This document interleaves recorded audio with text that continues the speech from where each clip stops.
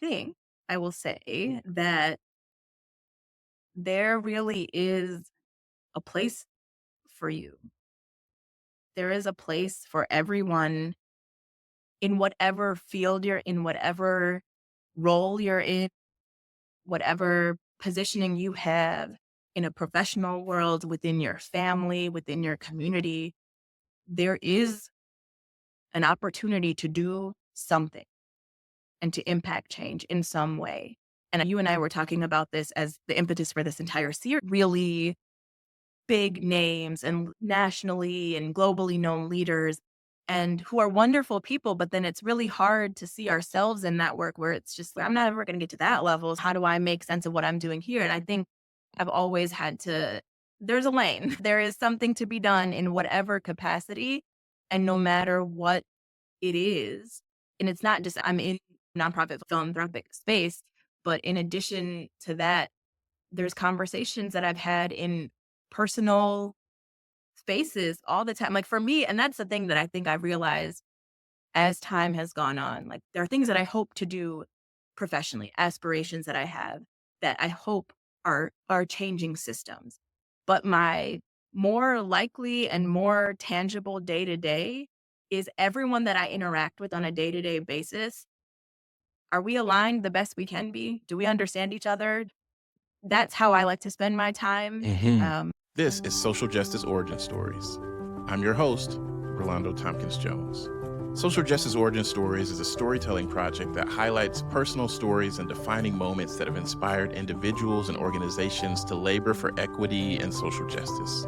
Through truth telling, the honest sharing of their experiences, storytellers teach us about themselves, enabling us to learn about ourselves and our world through their stories. By reconnecting with pivotal moments of activation in their lives, they invite us to do the same. At Social Justice Origin Stories, we believe that there's power in storytelling and lived experience is experience. There's room enough for all of us to do this work. There are many ways to contribute, and our contributions don't need to be the same. We can enter and remain engaged in the work using the gifts that are special to us while supporting others and using theirs. We have the capacity to grow and change for the better when exposed to new information and experiences. We believe in our inherent worth and capabilities, and we possess the power to inspire and create change within ourselves and others. We can transcend the confines of the status quo to imagine and design more equitable and humanizing systems. Our guest for today is a really good friend of mine. We go back since grad school, Surabhi Pandit. I'll just have to share that I really appreciate you being here and sharing your story. I appreciate, and we'll come back to this perhaps at the end, but I just appreciate the fact that our connection, our friendship is one that can survive pauses and starts and stops. And I have, from my places of equity work that I'm engaged in, I've also from afar observed and watched and checked in on how you're doing. And I just really value and honor and affirm your consistency. That's one of the things we were talking about before, as we were even prepping for this, is even when we were in grad school, I've always known that Surabhi was one, doing great things, but also destined to continue to do great things in service of equity, in service of creating a better society, a better world for everyone. And just really appreciate you being here. I really value you being in this space with me, and then being able to share your story with the listeners who's going to be hearing what you have to share today. So thank you. Thank you so much. Thank you for having me. As you reflect on your own social justice origin story, some of your thoughts took you back to when we were in grad school and the impetus of the race dialogues. Yeah, and thank you so much for your kind words. As much as you shared those sentiments about me, I ditto right back to you. In this reflection, it took me back to this moment where I've always been someone who has thought a lot about this inside outside strategy for organizing.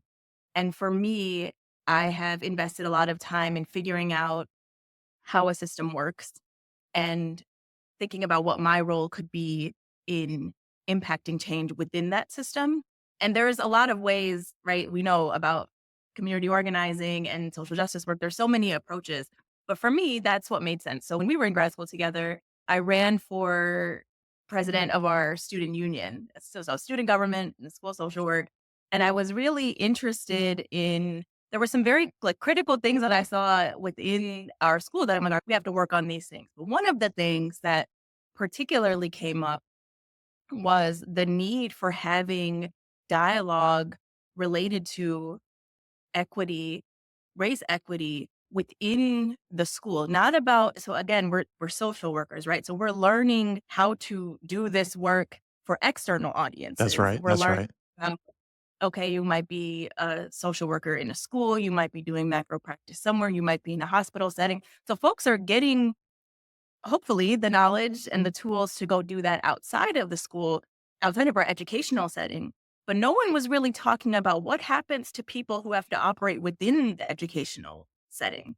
And so when we talk about the impetus for getting this going, it was actually you, and you may or may not remember this. And of course, we had a couple of classes throughout our journey, maybe just a few that were offered as electives of dialogue, organizing, social justice work. They were here and there taught by some of our favorite people. That's right. But outside of that, there was a common thread of thinking about privilege and diversity and whatever we were calling this work then.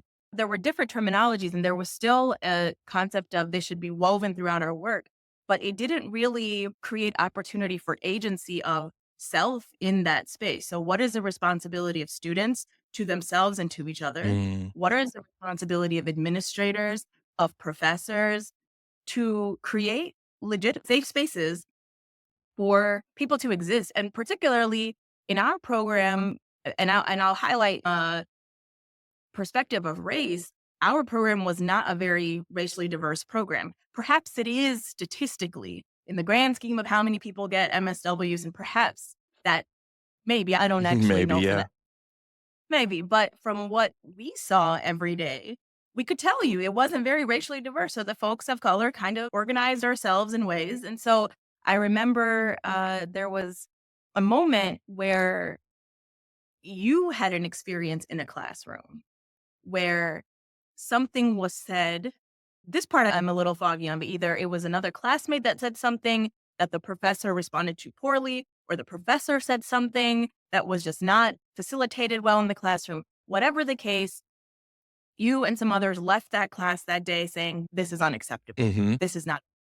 And for me, that moment of that awakening was, of course, there was this, I'm a total nerd. I love school. I love being in classes and all of that. And you don't always think about the harm that can be perpetuated in places that are meant to alleviate harm. Yes. That's something you have to really be intentional about thinking. I'm saying we are in a helping profession.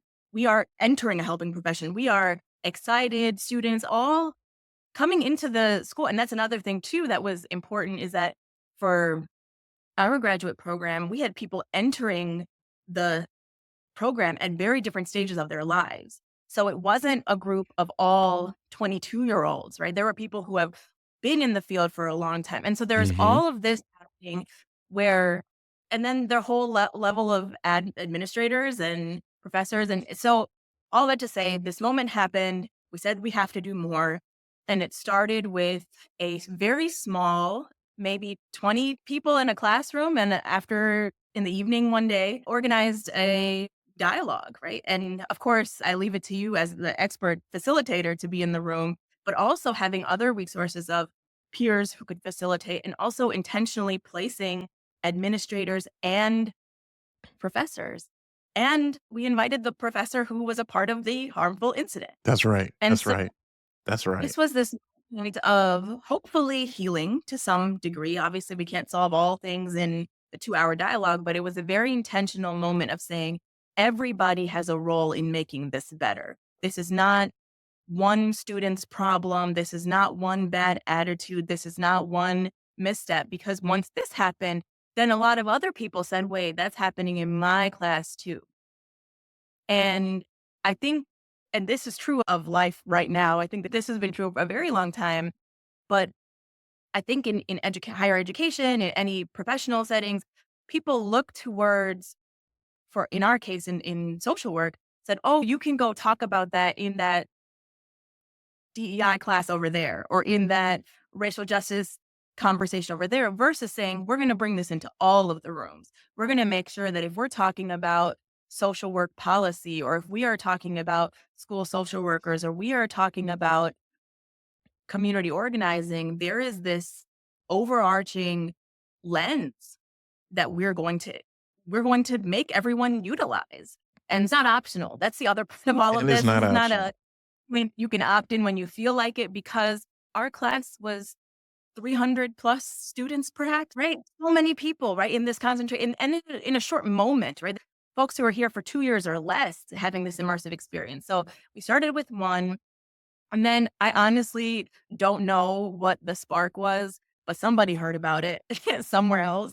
And then the next time we did it, and we said, we'll just do a monthly series. Yeah. And I'll just go back to my being a part of student government at the time, was that it also, my position, again, a position of power, also put me into a second board of sorts that had the other administrators and faculty a part of that. So every time we were doing something over here with the student union, which was just students, then we would take it over to the advisory board with the administrators in the room to say, okay, we're doing this over here. Can you come? Can you just show up? Can you be in the room? Can you tell your peers? Can you make, and then after a while it was, can you fund us to do this in a bigger Yeah. way, right? It started with just saying, you should come to this. And there was no resistance. I think people were really, honestly, genuinely happy to be invited into spaces that was outside of, those spaces were outside of a class. It wasn't a specific class. People weren't registering for a class for a semester. It was, we're having these once a month things. So the once a month things grew. Then we had peers in the School of Education that started, they were like, can we come? And we're like, why not? You should come. This probably is happening in your world too. And it just got bigger and bigger. And I don't think we anticipated, that was never my hope in starting, in helping start. And obviously, I'm not taking credit for doing anything alone, but my hope in getting folks mobilized in small groups was to be able to show us that this was needed. This was needed, and we were creating a space. So there wasn't a desire to say, we're going to get whole campus involved in something, which did happen Did happen, later yes. on. Fast forward a few months later, this turned into a campus-wide activity, and we brought in very well-known speaker, particular towards racial equity, got a lot of folks involved. And what I was really pleased with is that at that time, the other departments that got involved were all over the map. So many departments got involved. So many people were there to support that work. And it was fantastic. But it all goes back to that early moment of saying, you don't always believe, or even if you believe it, you don't always think top of mind that places that exist to alleviate harm might be perpetuating it. And that is something that I think is still it's something I think about all the time now. I've since transitioned into working in philanthropy, and that's exactly the same world I'm working in. That's the same universe of, you are in a profession meant to be a helping profession. We are meant to Mhm. do something good for the world, and for the most part, I think we do. We Mhm. lead in the field. And also, there's a lot of harm perpetuated within the system. And so that is, yeah, I just don't think I can ever get away from thinking with that framing Yeah. about equity work. Yeah, as I think back on that moment and how that initial moment was a catalyst for so many things, and as other folks began to hear about it, wait a minute, this is representative of things that I'm experiencing in class too. Yeah, I can remember as I think back, you did mention, and it's true, our class at that time was not very diverse racially. One thing I did notice about this particular classroom setting where the incident happened where I was in is that there were more Black folks in the class than I had had at that point in my entire time there. And so I can remember it was conversations around field placements wrapping up, and there was a white school of social work student who was sharing about an experience being placed with some students in Detroit, Black students in Detroit, and was sharing something to the effect of, when I first came and started working here, the kids were talking in broken English. They were wearing baggy, saggy clothes. I couldn't understand them, didn't understand why they were dressing the way they were. But now that we're getting towards the end of this experience, I just realized that that's just how Black people are. And I just accept them. And I've grown so much as a result of being in this process. And I can remember being in that space at that time and having a very internal, but a very strong reaction to it. I'm thinking, whoa, particularly as someone who was born and raised in the city of Detroit, product of Detroit public schools, saw and lived in communities every day. I'm like, this statement, it summed up an entire group of people through the lens of one, limited experience, but then also using language that has some stereotypes embedded in it. And so that was my reaction. And then I'm also realizing and recognizing I was placed myself and the other Black students in the room were in some ways spread out. But as I'm listening and having this in a way, this kind of wow, did this really just happen? I'm combining that with hearing a lot of affirmations from the other white students in the room. Yes, growth. That's Mhm. what we're talking about. That's what this profession is about, kind of thing. And I'm looking across the room in different locations at the other Black students who are also in this room. And we are all sharing a knowing look of, The can you look. believe this just happened? Yes, the look, right? Like, can you believe this just happened? Not even exchanging any words between us, but just looking, did you just hear that? Didn't even have to verbalize it, but I know that's what was happening. And then a lot of congratulations toward this particular person who was sharing, and then moved on for other folks talking about their experiences. And so I can remember, and it's one of those things. Sometimes things happen and then class wraps up and it's time to go. Everybody moves off and goes about their day. This was an evening class, just for context. And I can remember staying there with the other Black students, processing what had happened, processing not only our feelings that, but nothing was said to, interrupt the things that were said, and acknowledge the things that were said, qualify it like, okay, yes. And this is rooted in stereotypes and other things, and so I say it was a night class for context because we were there processing so long, trying to figure out one, check in with one another, process what happened, think about what we might want to do next. So long to the point to where the folks who maintained the building came in and was like, all right, y'all, it's time to Oh, leave. I don't want you all to leave. The building is closing and we have to go. Yeah. So we did. We resolved to address it and bring it back up to the professor. We crafted a message and sent it to the professor, came in to class. And these classes are like 3 hours long in some instances. And like no acknowledgement, no conversation about it. There was a break. We went up to the professor and shared about the email that we had sent and reiterated the impact of that initially. And it had seemed as if our concerns weren't addressed. And so we had initially planned to leave the class and told that professor again. And at the point when we acknowledged and shared, okay, we're getting ready to leave here because this thing has happened and it's not being addressed. We need to talk about this, the impact that it's having on us. The professor then, all right, shifted gears and circled up in the classroom, and we had a dialogue to process what had happened and to acknowledge and try to put it out there in the open about how harmful those statements are. And the degree, what you said, we need to also, while we're doing work on the outside, we need to think about what are we bringing in our own educational environments, and then how that connects to the work that we do, how that informs our decision making.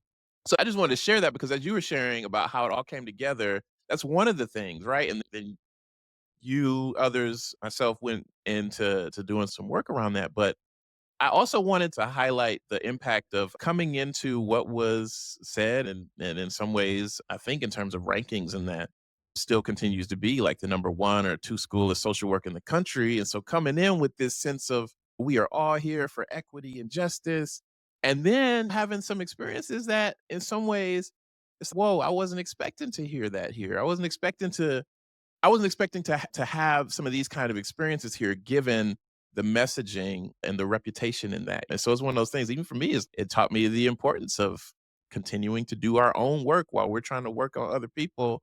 We got to do our own work too. I just wanted to respond to this is the thing, right?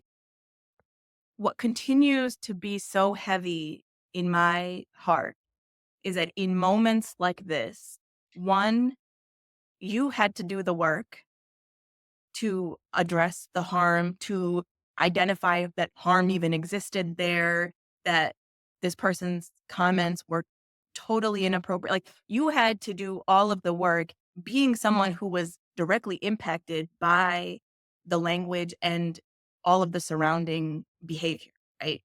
And I think that part of it doesn't get acknowledged Mm. enough in racial equity, social justice work, is that so often you hear about, look at this organizing, look at this momentum. And then you think about who's doing it. And because you feel a sense of responsibility, right? So in that moment, I'm sure one alternative would have been to just say, you know what, this was horrible. We have to move on. And business as usual would have occurred the next time you went to class. But it was on you and your peers that did all of this surrounding work to then still not get acknowledged. I think one of the hardest realizations for me as I'm growing professionally is that even when you state that harm has been caused, the defensiveness Mhm. that see out there is wild to me. If I say, hey, you said these sets of things or you did these sets of, which has happened in my professional life, to say, hey, I'm not sure what you meant, but when you did this, it produced this reaction or this feeling for me. I have been met with senior leaders in the field, really folks being very defensive. What's the word I'm looking for? So very defensive in how they respond to that, but no accountability. And so the thing that one version of of this story that we're telling today is Yeah. about, look at, okay, a very challenging situation in a classroom led to develop this momentum for us to get more people involved in conversation. But guess what? You were the facilitator, like, you experienced the hard facility dialogue, and That's so right. as wonderful as, and I always look to you, that's something I've always admired about you, is your ability to be a fantastic facilitator. Like, you are so good at making people, myself included, making people feel seen and heard. Obviously, you're doing this amazing podcast. I know that this is your life's work, but it is it's just so sad to me. Mhm. Sometimes that's the word. Feel sad that so much happens in the world. And the only way to make it better is the people who are harmed have to organize and put aside whatever hurt or anger or sadness. Like, this could have gone in so many directions, right? Mhm. And it could have turned into, and I'm not, let me be clear, I don't think there's one right way for organizing work. There are so many ways. But this could have turned into something, this could have been such a different story. And the way that this got channeled, the sequence of events that led to other conversations, dialogues, creating buzz around the school was an effective way at that time for us. Yes. Yes, it was. And it could have been different, and maybe a different way could have also been effective, but I think about that a lot. When you read people's bios, you look at a resume, you see a LinkedIn profile, you learn about someone's career accomplishment, and it may look a certain way in such a positive light.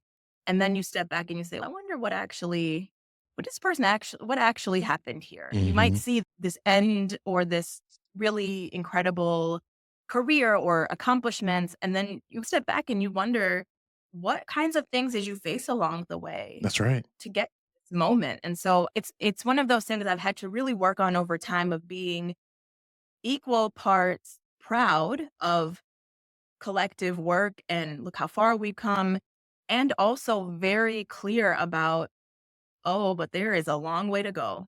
There's a long way to go. Yeah, we still have a ways to go still. And in some ways, that's one of the things that holds up the Social Justice Origin Stories project is, hey, we do have a long way to go. And sometimes we might even get tired along the way. But my hope is that through the collective stories of you and the others who are sharing, we might find that fire that we need, that inspiration to keep us going after taking some periods of rest, because rest is important too. So I'm going to ask you about that, like what your relationship with rest is when it comes to work that you're doing.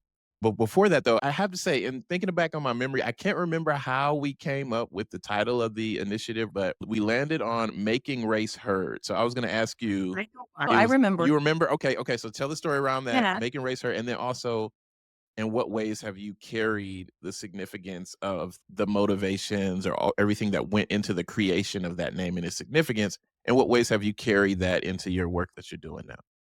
Sure. Okay. I will always remember this. So we knew that it had something related to race. We knew that this was about to be a conversation or a series of conversations. I don't know if we could have projected how many there would have been. Yeah. But one of our colleagues on the student union board, she so we said something about race and how do we fit this? And we started in March for social work month. And so making race heard has March in it. MARCH is like in there. Okay. That's how it started. And so it really clicked and we were like, okay, yeah, let's take it. And it was exactly that, right? It was about making it heard. It was about amplifying the conversation into every possible room we could be having it. And so that's where it started. And the title really stuck with us. I think for me, what has carried is noting that talked about this early on of this inside outside strategy for movement building and movement work. And for me, I work in the field of philanthropy. I have been here for a very long time. And philanthropy as itself is a humongous institution, right? And so there are different approaches. And I will never say that mine is the right way to go. It has worked for me in some ways. It has very much not worked for me in others. But what I took from being a part of, and I was in undergrad, I was very involved in student orgs, but they were more just student related and identity based groups and really just by students for students. And I would really enjoy that. But in grad school, it was more about now you're representing going into a student government position and that was the other thing.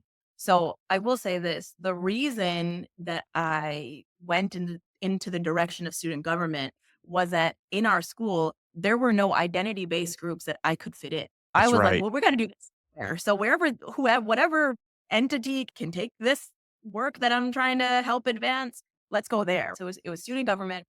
And as I mentioned, through that relationship, through my participation in that, I built really strong relationships and we had a lot of wonderful allies from the administrative side and the educator side. And I learned how to work with them to advance things in a much larger, more macro level. So for me, it was cool because I was studying macro social work. I'm like, okay, I guess I'm learning how to do it right now. And it was figuring out what levers can we pull to get to the things we need to see happen. And everything isn't always a yes. Like it's not like it was successful every time. And I remember one of our Spencer, what our former, I think he He was was a dean at the dean at that time. time. Yeah. Yeah, and Michael's instrumental. Professor Bird and just wonderful human. He at that time, I remember in one of our dialogues, he had said, "They brought this to us. We told them no, and like good social workers, they did it anyway." And so something I really appreciated about having, and I attribute a lot of my ability to impact change to a lot of really wonderful peers, mentors, allies over time over the course of my life that have been there in my corner to say, don't do this, or yeah, if you do, this might happen. And so it's also, again, like I can tell this story of we organized these racial justice dialogues and we had great momentum and we had great opportunity to go raise money. But let me also be clear, not everyone was trying to help us. That's So right. there's also that part of it there that is also true in my life right now, in my professional world and my experience in philanthropy all over the country has been you see something on one side and it doesn't always the path is not always linear. I'll just put it that way. Always. But a lot of that experience for me was figuring out how do you how can you invest time in learning the system, even if you don't agree with it, even if you don't think it's the best well-made system in the world, you have to know why and how it operates in order to either fix it, break it down, start all over, abolish it, whatever the version of this is, you have to understand the context for why and how. And so for me, a lot of it along the way was figuring out, okay, how do people make decisions here? Why do they make the decisions they make?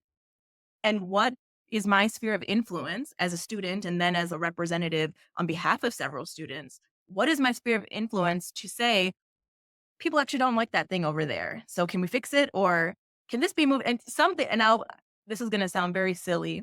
One of my one of my platform for running was getting us new microwaves because the microwaves were so old and people would come every day to warm up their lunch.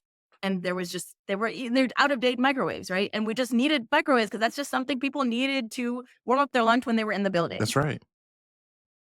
And so the other thing was coat hooks in the rooms. How did we get some coat hooks? Because people were commuting and you're in graduate school and you might not live there. It sounds silly to talk about these like tiny things, but it was also figuring out, do you know how many layers of people it took to get those coat hooks? So something so small as Just like for a that, yes. installed on a wall in every classroom. Mhm. How many layers of approval? Okay, budget. Okay, we'll pay for it. You pay for it. Whoever pays for it, can we just get this? So that to me was a good example of seeing so first figure out the system, why and how it works. What is my unique role, or me and my peers or my allies or this whole group of folks? What can we do? And on whom and what do we put pressure Mm, to get things done? that's a Whether good it's something question. simple as coat hooks, or it's we need to shift our funding to something else, or we need to make sure that all staff here go through some training. What is our end goal? What are we trying to see change? And then can we co-create some solutions? Because the other part of it too, the humility in doing this work is I knew one side of it or one angle of the work shape how I think about my work in philanthropy. The place I work is a very large institution. The field of philanthropy is growing, is a very large institution.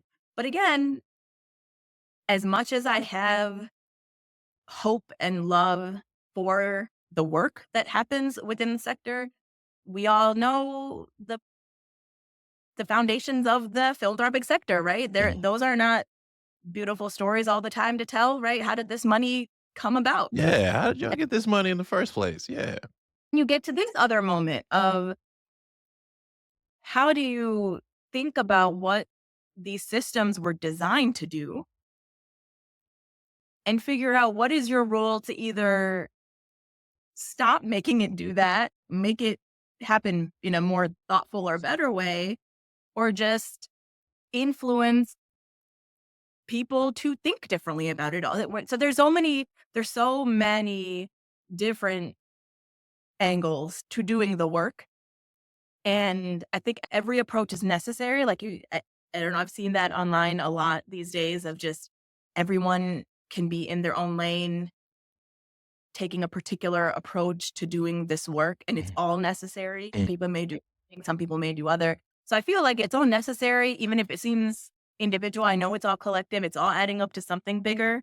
But I think those experiences in grad school really set me up in a very inquisitive way, I think. I am very curious. I'm a question asker. I think I'm a very good question asker. And so I'm always wondering, like, why is the system this way? And if it has to be this way, can we make it better? And if it doesn't actually have to be this way, can we stop doing it? And so those are questions that I'm not only asking of myself in the role. You never really know what you're conditioned to think until you take a step back for a second. But Yeah, and uh, question, think about it, yeah. yeah, and then and broader in the field of philanthropy within the US and globally. Is this the way we have to do things? Have we worked thoughtfully enough and fast enough and intentionally enough to solve some of the problems that we created? Mhm. So there's that part of it too that I think about a lot. Yeah, I appreciated your lesson, I'll just say, in terms of breaking down the decision making, the questioning, even starting with the microwaves and the coat hangers, because I thought it was a really good way for folks to think about, okay, so this is something that for some folks it may seem like a small thing, but just demonstrating the amount of movement sometimes it takes within organizations to make things happen. And so if we can look at these two things as an example, just imagine then the things that go into creating policy and other things. So I appreciated you highlighting that example because I also think that when we start there at those small examples, even though everything might be different, but if we're starting there, the kind of formula, strategy, thought processes, if we can think through what it took to get that done, then we can use that as a foundation then to build on coming up with solutions to some of the more challenging problems as well. And then even just on a very basic level, as you were explaining that, I'm like, well, yeah, these are the folks that make the organization run. We got to eat, right? So let's make it to where that's easy for folks. But I also wanted to ask you, what's your why with philanthropy? What's your why behind the work that you do in philanthropy and what keeps you showing up day to day? I think about this a lot, and not all days are equal. That's This is right. not right. Not all days feel the same, but I think what has so I was involved in philanthropy since I was 13, actually. I was in a local my local community foundation had a youth grant making committee, and I was a part of it. And at that time, I'll tell you what felt really good about it was that we helped make grants. We helped recommend grants to community projects.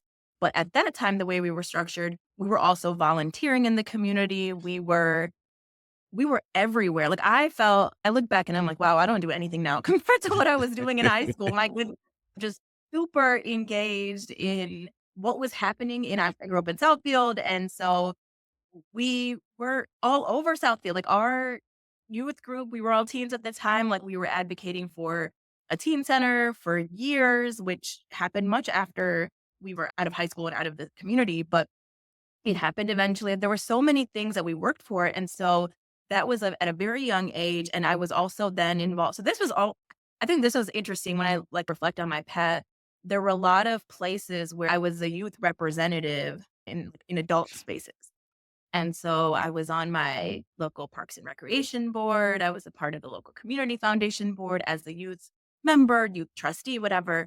And so for me, it was always figuring out how do you communicate your agenda, whatever, to an audience very different from you. Mm. Speak up and represent your interests, your community, your people in a space that only you are sitting in. That I feel like I was always aware of that. Like I'm the only kid that gets to be here. I'm one of 2 kids that gets kids, right? Young people that get to be in a room.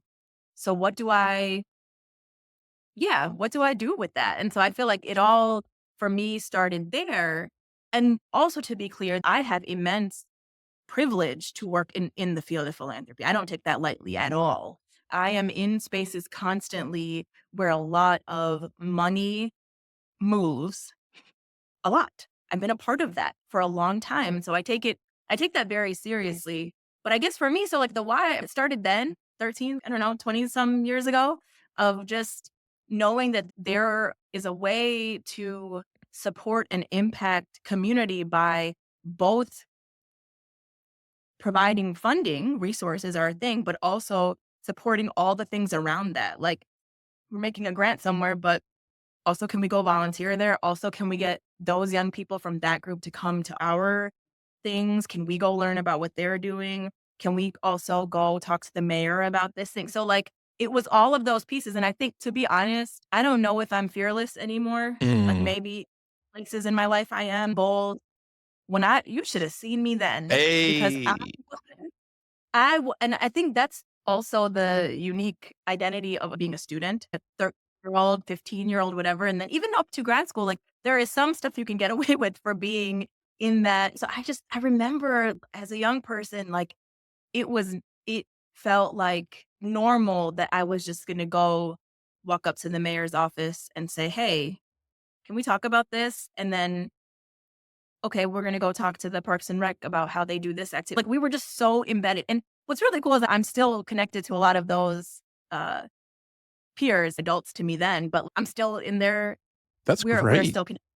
It's really cool to see that. But again, along the way, it was people in my corner, in my ear saying, if you make this choice, this might happen. If you do that in it, and so I think that has always helped me. But the why continues to be for me, there is so much work to be done in our world. There are so many disparities to eliminate. There is so much need. And it's difficult, I think, to acknowledge that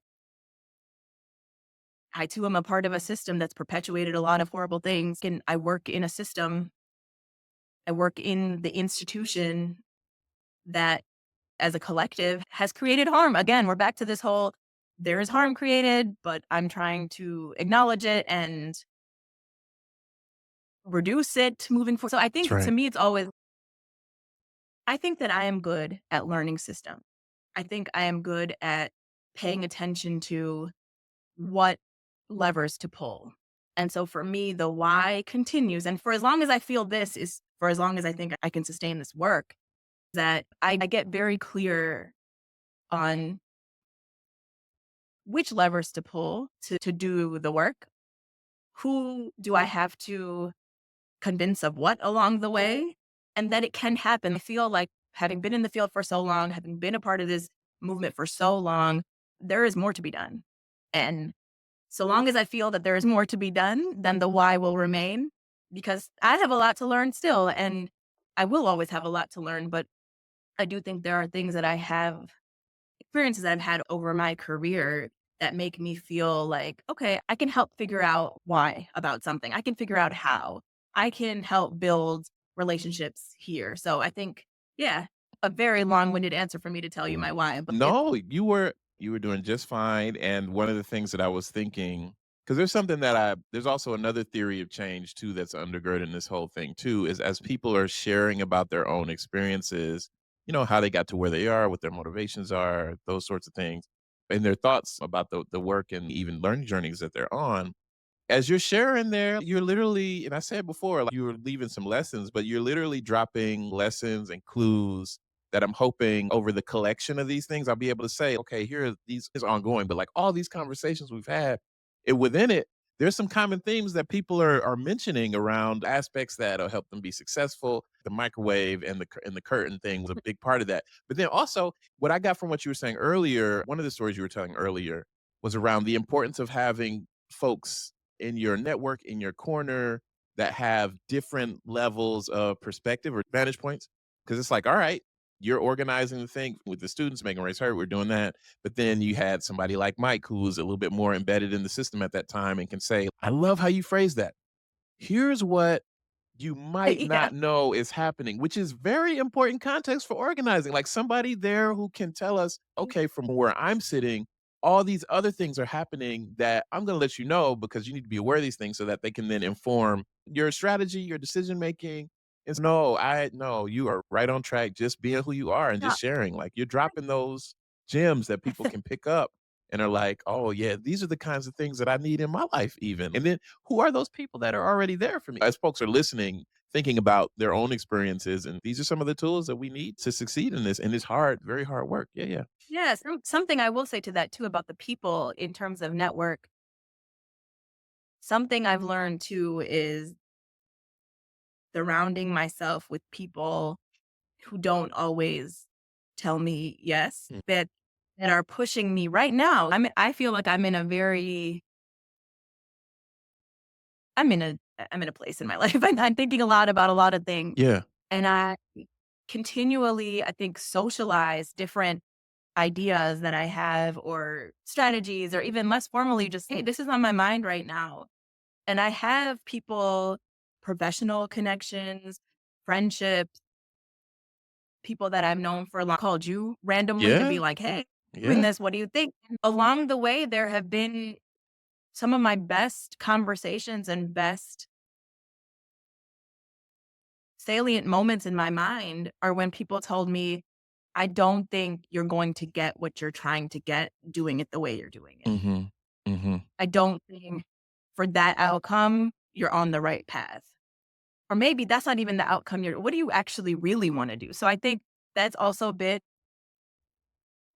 I have been sitting in a lot of discomfort for a long time, Yeah. and it really it doesn't feel great, but it's also growth and it's important and I'm learning and growing right now, but I feel very thankful to have people in my life in all walks of my life, in all ages and backgrounds and perspectives to yes, will always cheer me on for sure. Will always have a lot of love and support for me, but will also very clearly tell me that is not what you should be doing to get to where you're trying to go or Mhm. to produce a certain outcome. You need to change this up.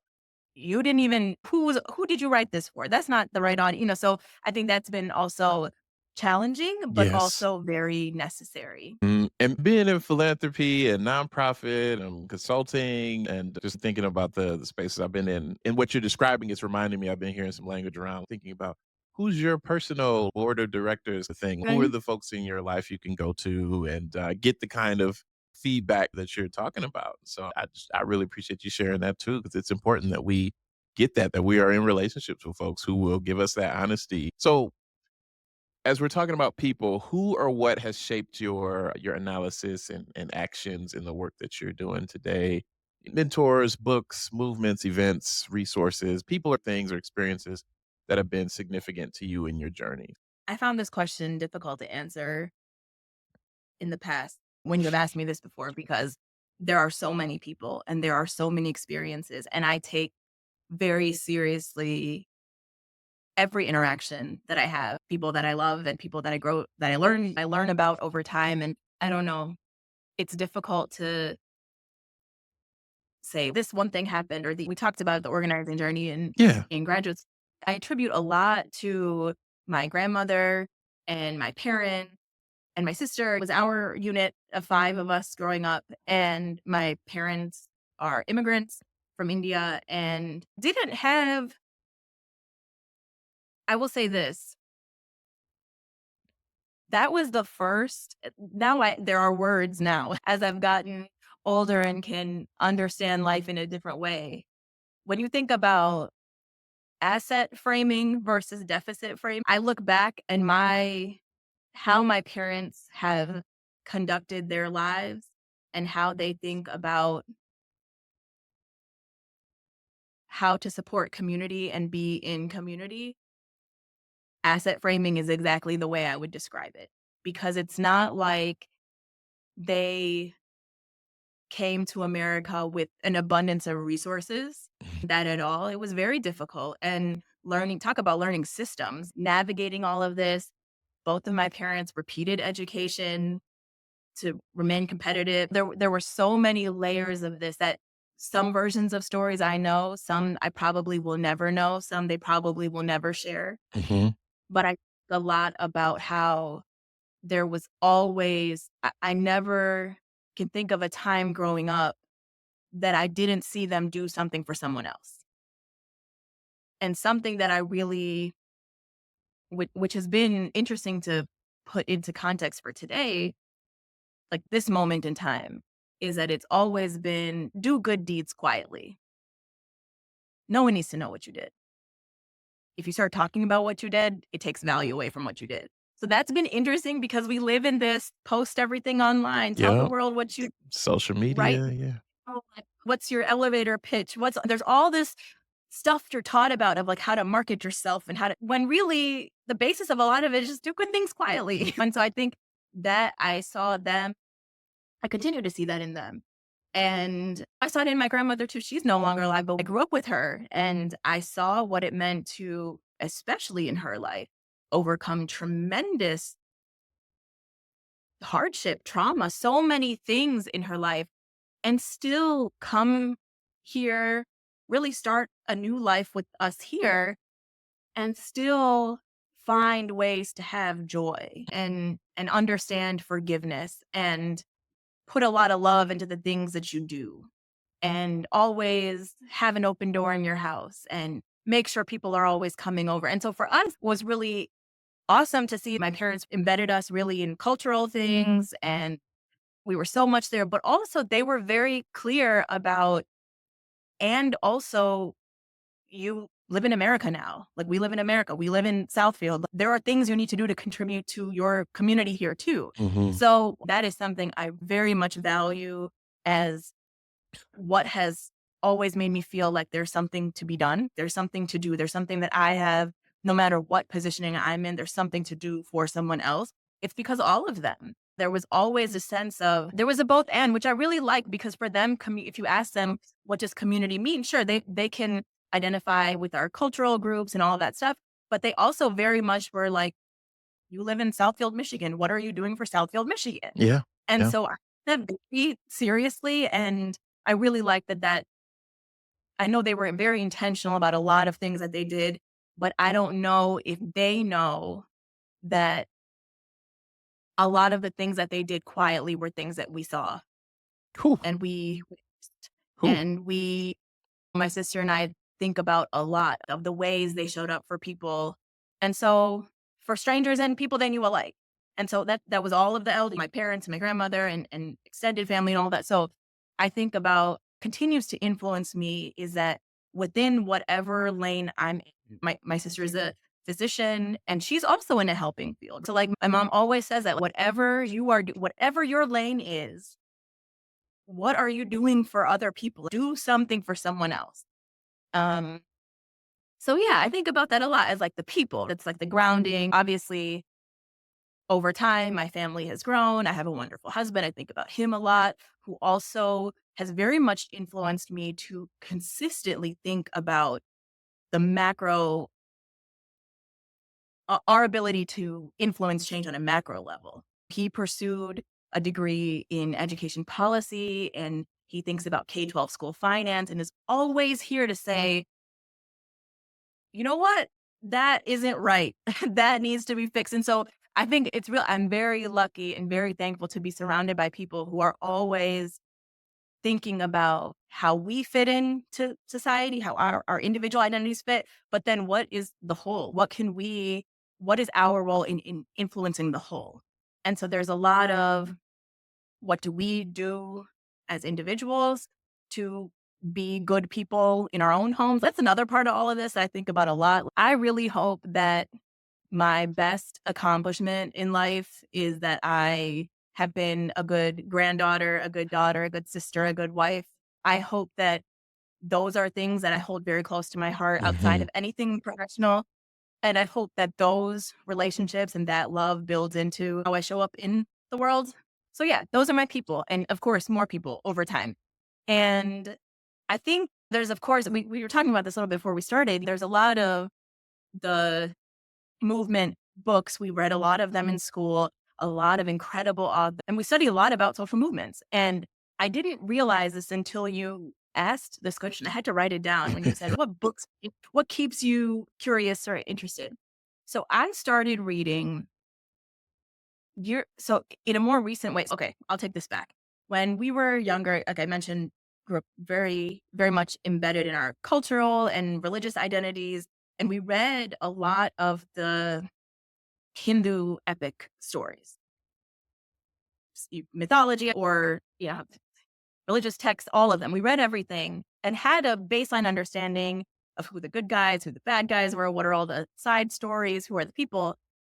And from the versions of the stories we read, the women, even if they were the protagonists, didn't really have take up so much space in the stories when Yeah. you're like, I think there's a lot more there than what's being told, or the version I'm reading hasn't really talked about all of those things. Right?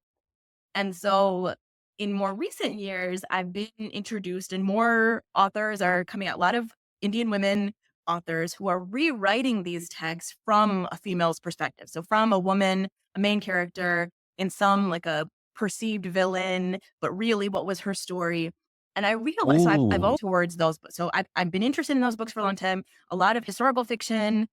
And I read them and I'm like, just so taken. I just, when you say you fall in love with the book and you can't stop reading, like I get that way. And then I realized, like when you ask me that question, I'm like, what am I connect? How am I going to connect these dots into what do I actually like to read? And it's because these authors are putting in front of us a version of the story that was never told, right? Like, how do I know that the book that I read that's supposed to be the original text is the only way that the story could have happened? Hmm. Like, oh, there's other perspectives. Oh, women are warriors too. Oh, I guess this person can also do this thing. And so that's just totally opened my mind in a very, it's been so incredible. And I think when I think about influence of what keeps me motivated, what keeps me going is that it just shows the power of these women that were often depicted as powerless or incapable of fighting in a war or doing a thing. And here they are when they were like the leaders and masterminds of everything. And so Yeah. that's just been, it's been incredible to read a lot of that and to think through how women, Indian women, have been impacting change for generations, centuries, thousands of years, right? Like it's not that it wasn't there. That's the other part of it too. It's this is new to me. This is not new to the universe, right? this is new to me in reading these versions of these stories, but it's been pretty incredible in influencing how I think about that there is still work to be done, that there are still stories that need to be told. There are still people who need the opportunity to tell those stories. There are vantage points we've never even seen or heard yet. Mm. Like, there's just so much to be done. So that was a fun question that you asked that really made me think. I know I love these books, but I wasn't connecting the dots as to exactly why. But I love reading books about strong women. Yeah, and as you've connected those dots here today, my hope is that others who are listening are going to be able to connect those dots too. And you said it a few times, just the importance of more storytelling. How do we know that this one version of the thing is the only thing? Wait a minute. There are other people who were here. What was their perspective? And then you come in to recognize and like all along, yeah, these women were actually the masterminds behind this stuff. I think that has a lot of important equity implications. Who are we listening to? Whose stories are one often getting promoted, but then also what about the voices that we're not hearing? And what would it be like to hear those voices, right? What would it be like to hear those voices more consistently? How would that change our total perspective and understanding of what we actually think is true and real, but then also what we also think is possible too? Who gets to tell the story? Who Mm, gets to? I'm Indian. My dad, especially, is very knowledgeable about all things Indian history. So we grew up trying to learn as much as we could from him and things. But then I look back on some of it and I'm like, well, who wrote the books? Version you get to read, mm, not for him, but I'm like, I'm always curious. I'm like, when you were in school, which textbooks were you given? Obviously, you form your own opinions after you leave certain settings and stuff, but that's also another thing. Like, talk about historical fiction. I like to read a lot of things set in pre partition in colonial India mhm. time. Because now there are stories, I'm sure there have been for many times, again, new to me, probably not new to the world, but there are more and more stories being written from perspectives that are not the colonizer. And Yes, so yes, that also feels yes. really liberating and wonderful to just have a glimpse into what else was happening in that time and what not only, I don't know, not only the violence, not only the atrocities, and also what was the power in the people? What were the movements like? So I also read a lot of that. So when we think about the importance of just what was the version that you were getting, who gets the right to tell the stories, as you consider your lived experiences, in what ways has internalized oppression impacted your journey? In what ways have ideas of internalized superiority for those privileged identities impacted your journey? And then what's your relationship with those dynamics now? For me, a lot of it has been around the both the example I talked about my parents being immigrants and the very kind of put your head down and do your work mentality, right? That's the attitude. Don't just hard work will get you to the right places. And so for a long time, I feel like I believe that in the sense of like, you should work hard to do the things that you want to do in life. But that doesn't account for all of the systemic factors around of where I can have privilege or where I can flex privilege, right? A lot of times folks will say people of color to group several Black and brown identities in some places, but then we'll separate it out when it serves them in a different way. So I'm always mindful of like, how do we talk about um, Ooh, where identity what, right? So yes. what do you actually mean when you're saying the thing that that you're trying to mean? Where that has shown up a lot for me is that I think as a younger person, I did think strictly hard work will get you, me, anyone into spaces or rooms or whatever. Hard work and religiously inclined, right? God, whatever Mhm. sets of things, but it's really the path of hard work. And it doesn't factor in where people who look like me have benefited from systems, right? You think about what allowed my parents to immigrate to the US in a relatively hassle free way, right? Given some roadblocks here and there, but that in itself wasn't a difficult process for them. At the time, I think my dad was here in the 70s. My mom came in 80 after that. So that's another part of it. And we have to be aware of that because our immigration story, our family's immigration story is not the same as other people's of people all over the world. And there was a lot of privilege that came with how did we I don't think people make that connection enough of what did the civil rights movement do for people that look like me? But I think that's when you think about superiority, like where does that, oh, my hard work can land me well, right? There's that theme. And also, other people from other communities and other cultures and other movements did things that very directly impacted a generational trajectory. It doesn't take away from, that's like the other part. It doesn't change. Yes, hard work is important, but it also means that there are moments where I will get parsed out from the people of color grouping to afford me a privilege that maybe you as a Black man wouldn't get.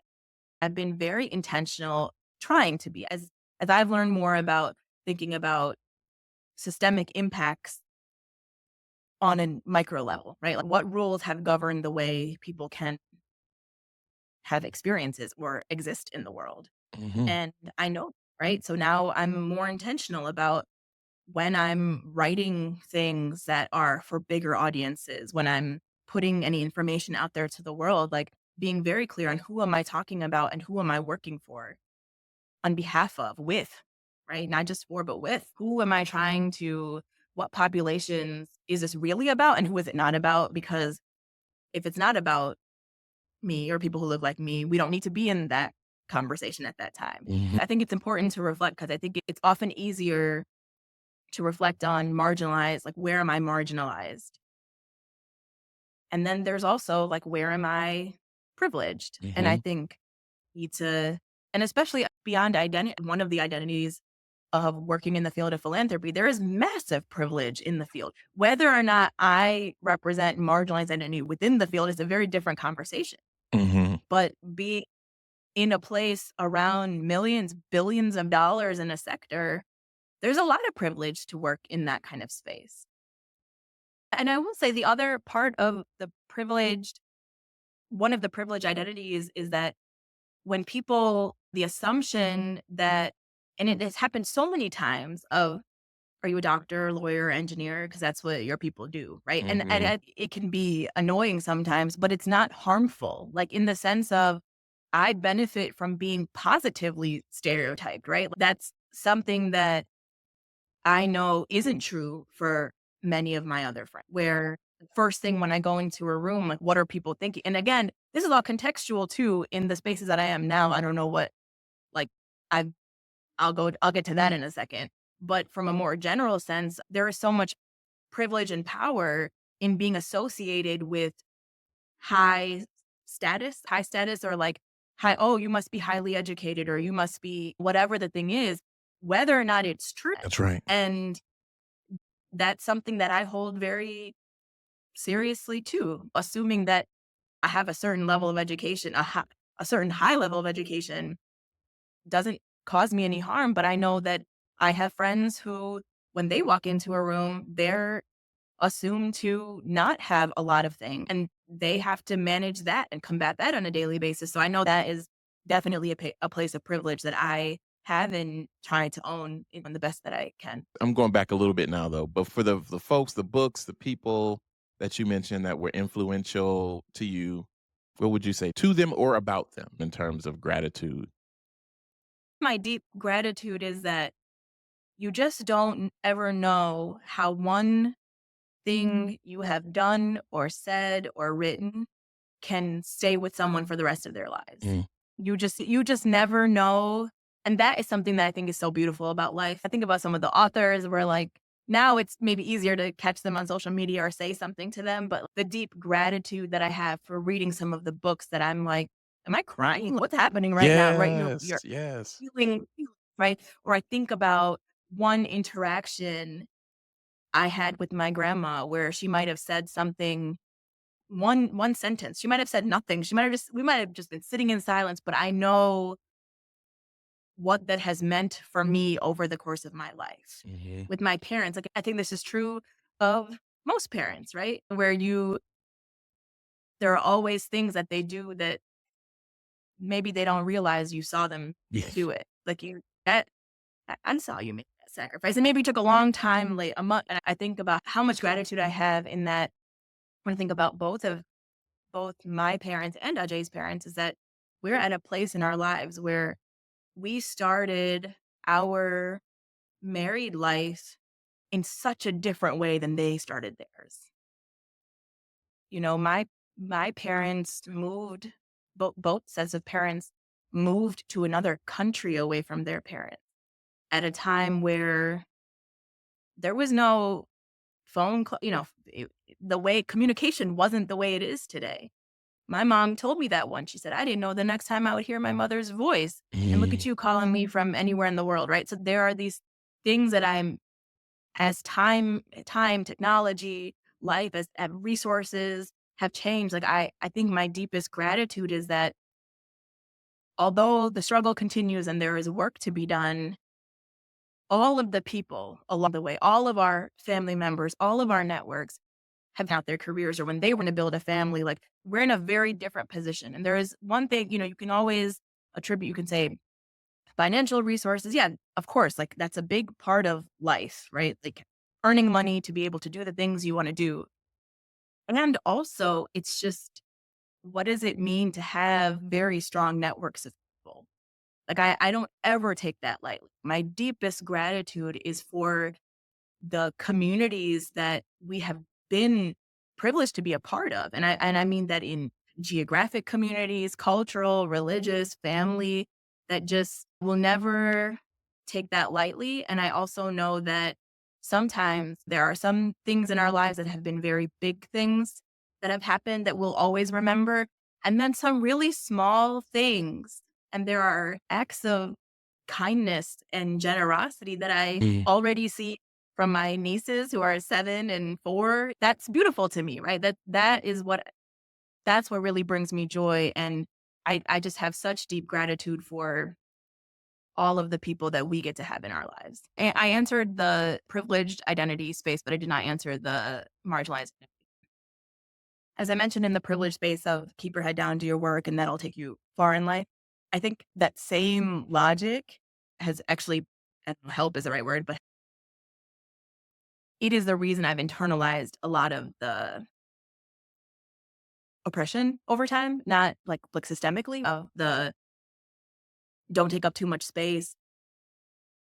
You're not from here, so don't shake things up. Don't be the one to say the things. I think I've always been mindful of that. And that's been hard because I think you always hear that. Where are you from? Or Mm. where it's that I know I'm not, it's hard to say this. Like it almost feels like I'm not from anywhere even though I know where I'm from. Mhm. It seems like there's not a specific people don't believe me any version of the story that I tell. Right. And so it has often been like it's almost don't one of those when you're little and your parents like don't touch anything, don't break anything here, like that kind of thing. It's one of those moments of okay, don't take up too much space.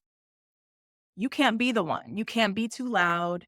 You can't have too strong of an opinion. Just go along with whatever the norm is, Mm. often the white majority norm. And so that's been something that I've spent a lot of time working through and thinking about. I'm definitely not arrived. There's still a lot of work to be done there, but I think about that often because that don't take up too much space because this isn't your space to take up has been something that you don't really realize from where, but it becomes ingrained in your body. And you're Okay. like, okay, I'm not allowed to I don't look like anyone else in the room. And I think when I think about that professionally, I often don't ever look like anyone else in the room. Ever.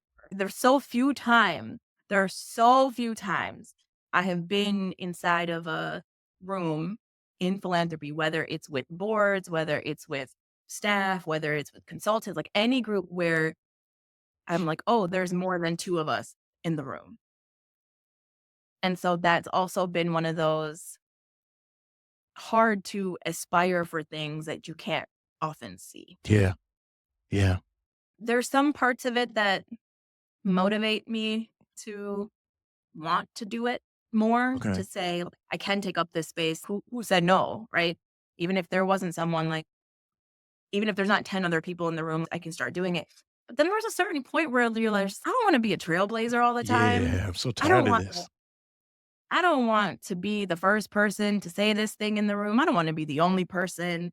This is really hard. And so I think I'm in and out of that cycle often, where some days you're like, okay, I can do this. But then I'm also very mindful that you asked me a question about rest I was that I just didn't about to add I answer. was gonna follow it up. If you didn't go there, I was gonna follow up with that rest Yeah. question. So yeah, go for it. That's something I've had to be way more intentional about. And what's interesting is back to our grad school days, I remember professors all the time would be like, "You have to really focus on self-care." And I was one of the people that was just rolling my eyes all the time. Like, how many times are they gonna tell us, "Take care of yourself, blah, blah, blah." Okay.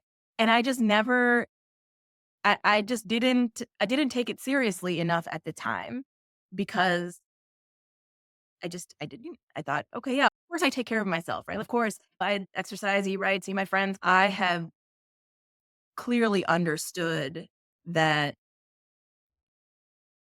even if you are not for me, this is my own experience, even if I'm not actively physically presenting as stressed out, a year could pass and I can be like, "Oh my gosh, is this how stress shows up in my body? Huh, Mm, okay."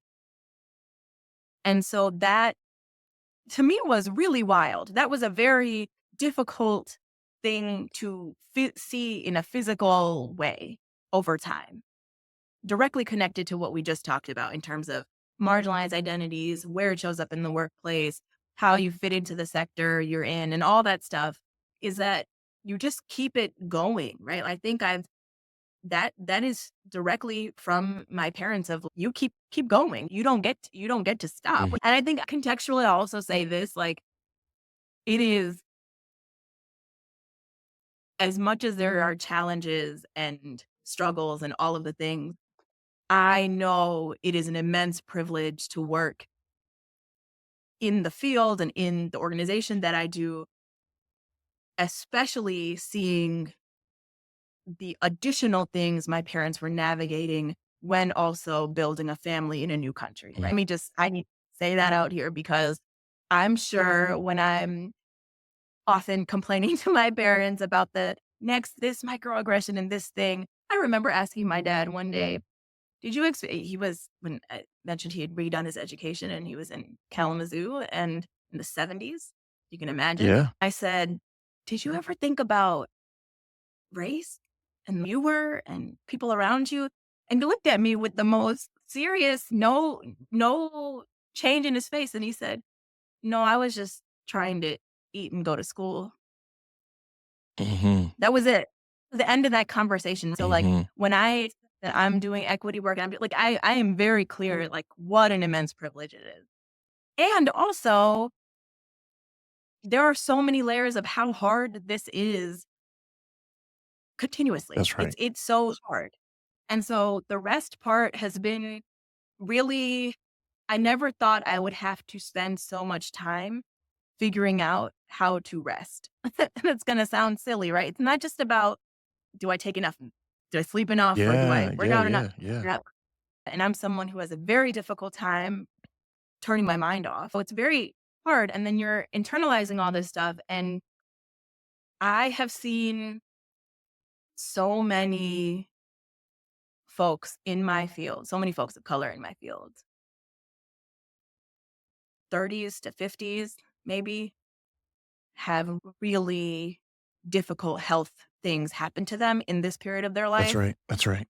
that directly correlated to their jobs. Mhm. Over the years, I used to think stress looked a certain way. Oh, I'm coming home just like wildly exhausted, like physically exhausted every day, and I go straight to sleep. And that's one version of it. And also, it can be like this slow, like, over the course of months and years. And you just sit down and you're like, huh, my body changed a lot. My reaction to things changed a lot. My energy level changed a lot over the course of time, not day to day.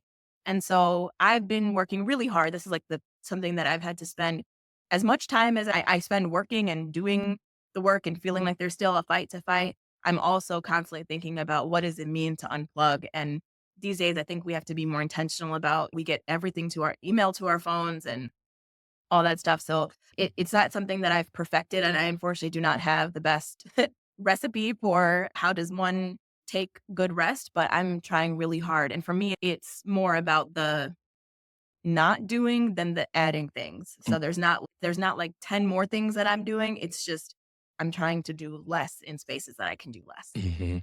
Yeah, I appreciate you sharing that, and the way you were describing that is one of the things that was coming to my mind is just and what I'll do is if I find this exact resource, I'll put a link to it in the notes of this episode so folks who are listening can go and check it out, but it reminded me of that term weathering. I was also like, I think just as when we were even planning for this, when I was talking to you, just before I started talking to you, when we were planning to do this particular episode, I was talking to Mike Spencer, who we mentioned in this episode already.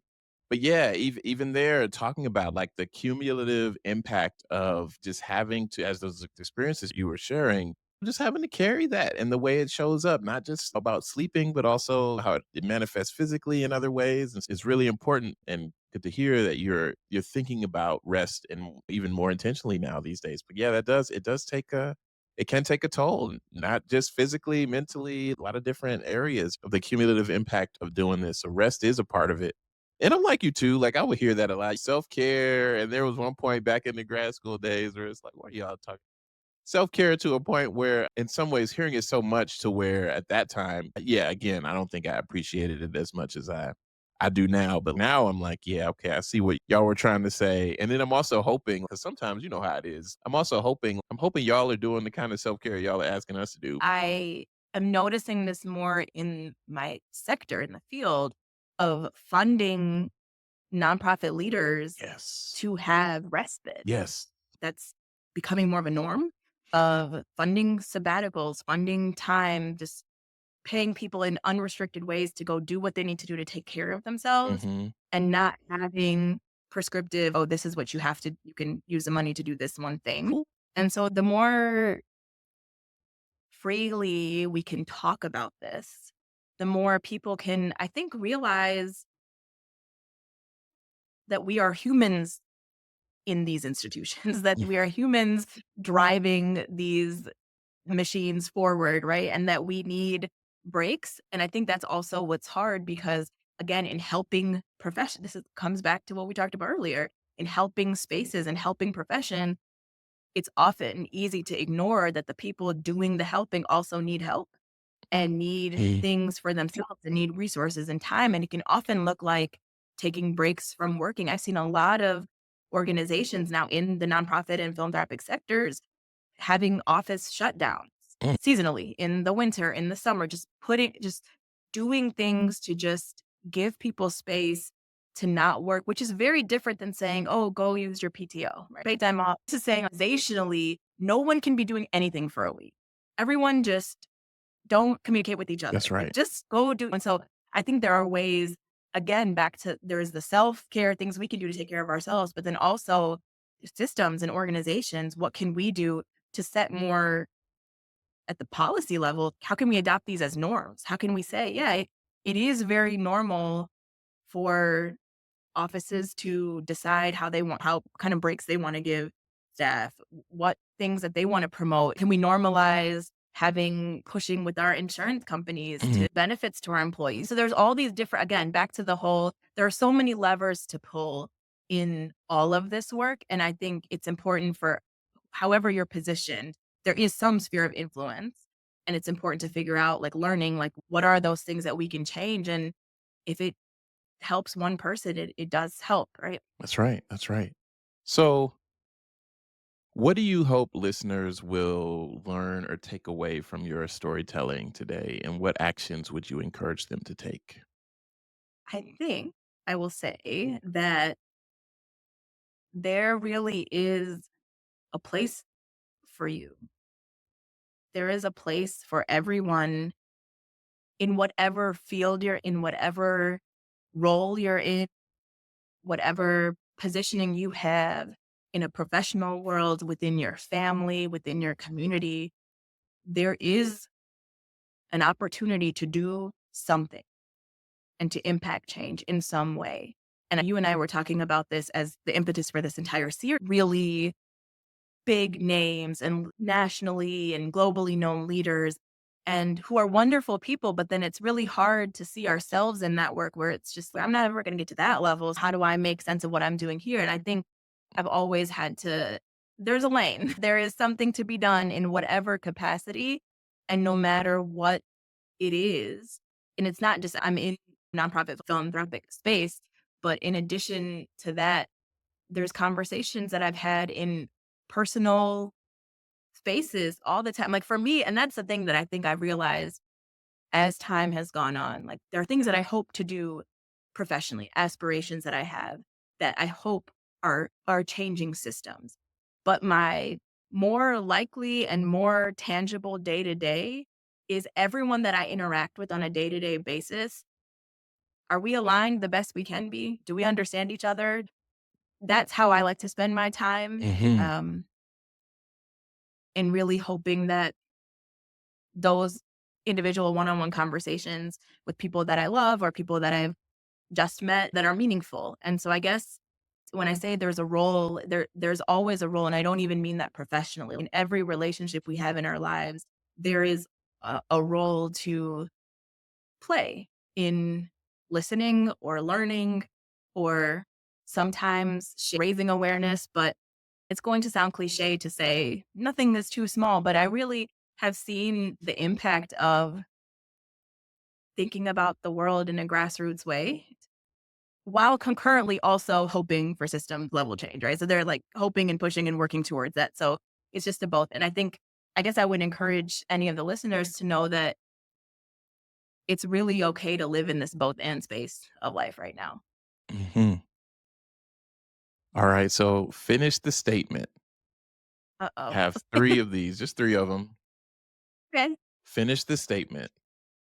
True social justice is possible when We have more love. my approach to social justice is shaped by A person or thing. whatever comes to mind. Yeah. So I'll say it one more time. I'll say it one more time. Okay. I want to go back. Did you tear up a little bit when you said we had more love? When we had more love? I don't No, you did. I I don't don't know. know. I just felt something in there. I was like, whoa, this is significant right here when you said that. But okay, I'll go back to it. I'll repeat.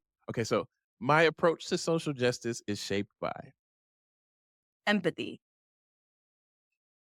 okay, understanding and sharing our social justice origin stories is important because, We can better understand each other, have compassion,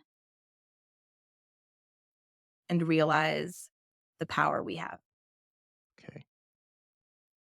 Now, I'm hoping that this storytelling will last years and years from now, and for future generations that would come across these recordings, this particular recording of us, for future generations that can be listening to this right now, what would you like them to know? I would just say take care of yourselves and take care of each other. Always. That will always be true in no matter what is happening in the world around us, how much time has passed from today to the day someone listens to this. I think taking care of ourselves to be the best version of ourselves as often as we can be and bringing that compassion and empathy and taking care of each other will hopefully solve for a lot. All right. And with that, I'll say thank you for your time. Thank you for your storytelling, your sharing. Even this first season of interviews, conversations that are coming out, it was really a result of me looking across my life and thinking about people that I care about, people who care about me, folks that have inspired me and supported me in different ways. And so even in sharing your story today, you've lent me some of the strength that you have. So I appreciate you lending me that strength and sharing your wisdom, your experiences. And it's my deep hope that the folks that are listening have gained a little bit as well. So thank you for being here. Thank you so much. Thank you. Thank you for listening. If you enjoyed this episode, please leave a review on Apple Podcasts and subscribe to Social Justice Origin Stories there or wherever you get your podcasts. You can also watch video episodes on YouTube at Social Justice Origin Stories, and I'd really appreciate it if you subscribe there as well. Video episodes are also available on the project website, socialjusticeoriginstories.com. Follow the project on Instagram at Social Justice Origin Stories. I'd love to hear about how you're engaging with the stories. Share your thoughts at socialjusticeoriginstories.com/contact or by emailing stories@socialjusticeoriginstories.com. To support the work of Social Justice Origin Stories, consider becoming a monthly patron. Your contributions will help keep this research going and support its mission. Visit patreon.com/socialjusticeoriginstories to learn more and make a contribution. Again, that's patreon.com/socialjusticeoriginstories. You can start or stop anytime. Social Justice Origin Stories is edited, hosted, and produced by me, Relando Tompkins Jones. Many thanks to our storyteller this week and the many storytellers who have contributed to this project. And thank you for joining me this week. Take care.